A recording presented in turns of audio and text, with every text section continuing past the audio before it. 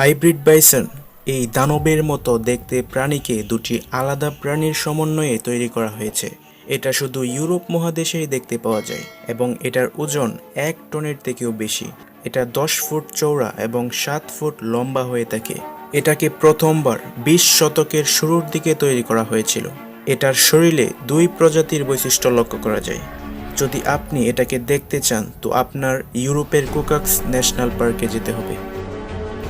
Salt water crocodile কুমির থেকে ভয় কেউ অনুভব করে না, কিন্তু যদি এই কুমির খারো পানির হয়ে থাকে তো ভয় আরও বেড়ে যায়। এটা বিশ্বের সবথেকে বড় রেপটাইল। এটার আকার এত বড় হয়ে থাকে যেটার অনুমান এবার আপনি করতে পারবেন যে একটা প্রাপ্তবয়স্ক ভাল্লুক থেকেও এটা বড়। এটার উপস্থিতি পুরো বিশ্বেই রয়েছে। এছাড়াও এটা খারো পানিতে বসবাস করায় অন্য প্রাণীদের থেকে শক্তিশালী হয়ে থাকে। এটা 27 মাইলের ভ্রমণ বিনা ক্লান্তিতে 3 সপ্তাহের মধ্যে সম্পন্ন করতে পারে।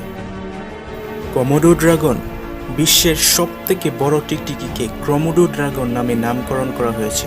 এটা শুধুমাত্র কমোডো আইল্যান্ডে বসবাস করে। এটার অবাককৃত দৈর্ঘ্য 10 ফুট হয়ে থাকে এবং ওজন প্রায় 150 কেজি। একবার ভেবে দেখেন, কোথায় ঘরে ঘুরে বেড়ানো 100 গ্রামের টিকটিকি আর কোথায় এই 150 কেজি। কিন্তু এই প্রজাতি এখন লুপ্ত হওয়ার অবস্থানে রয়েছে। এটার কারণ হচ্ছে এটা যে আইসল্যান্ডে বসবাস করে ওখানে খাবারের ঘাটতি দেখা দিয়েছে। তাজা খবর অনুযায়ী শুধুমাত্র 5000 এরকম টিকটিকি এই বিশ্বে অবস্থান করছে।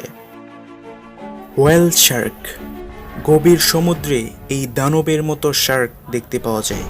এটাকে বিশ্বের সবথেকে বড় মাছ হিসেবে বলা হয়ে থাকে। আমি এখানে হোয়েল শার্কের কথা বলছি নাকি হোয়েলের?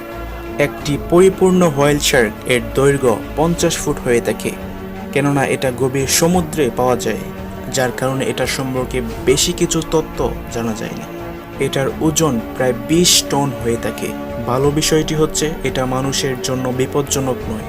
এটা যখন সমুদ্রের উপরিভাগে আসে তখন ডাইভার্স এটাকে টাচ করতে পারে, পাশাপাশি এটার পিঠে বসে রাইডও করতে পারে।